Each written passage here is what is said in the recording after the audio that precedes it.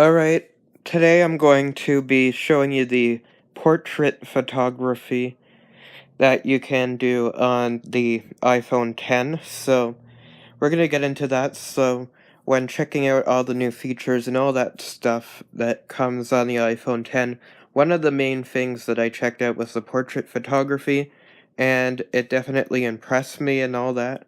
So I'm going to get into all that and show you the different photos that I've taken. There's all different modes. So I'm going to first start off with the contour mode, because that's the first one I tried out. So we're going to go to that now. So the contour mode one, what it does is it simply blurs out the background behind you. So if you're taking a picture where there's a lot of commotion behind you, but you just want it to focus on yourself, then this is the perfect mode, and you could do it now with the selfie front-facing camera on the iPhone 10. In this picture, I was in the Apple store taking that picture, and you could see that it blurred out all the commotion behind me very well. So now we're going to go into the dark stage light mode. For the dark stage light mode, what it does is it basically takes the entire background out and just puts a black background, and so the only things that you can see are whatever the camera is focusing on. In this case, it was focusing on myself, so the only thing that you could see is myself. All the commotion, whatever was behind me at the time, that no longer is present in the photo. It's just empty black background, as it's supposed to mimic what a professional portrait would look like.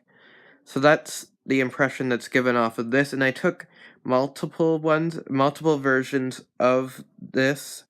Like, I took multiple photos using the dark stage light, and it really gives a professional feel to it. However, there are a little bit of flaws in it. I noticed, like, it didn't read my facial shape perfectly, so you see some random cuts or, like, bumps where there shouldn't be. But other than that, I really enjoyed it. The quality was really good. So now we're going to move on to the mono stage light photography. Now on to the mono portrait photography. This is pretty much the same as the previous one I mentioned, how it blurs out the entire background and instead replaces it just with a black colored background. And instead of using colors for the object is black and white, as described in the name mono. Now, this one's the best for editing your own photos, adding your own touches to it. As you can see in my examples here, I did some really cool, interesting little edits and additions to my portrait photos using just very simple editors like Instagram, and even when you could screenshot and shade in with like the markers and stuff, even that brings in a really nice effect with the portrait photos. So the portrait photos in the mono portrait mode really allow you to release your creative potential in terms of editing your photos and making them look really nice and professional. Okay, that's going to do it for this video, but just before I leave, I want to make sure all of you know that I now have a website, as I'm showing you in this screen recording here.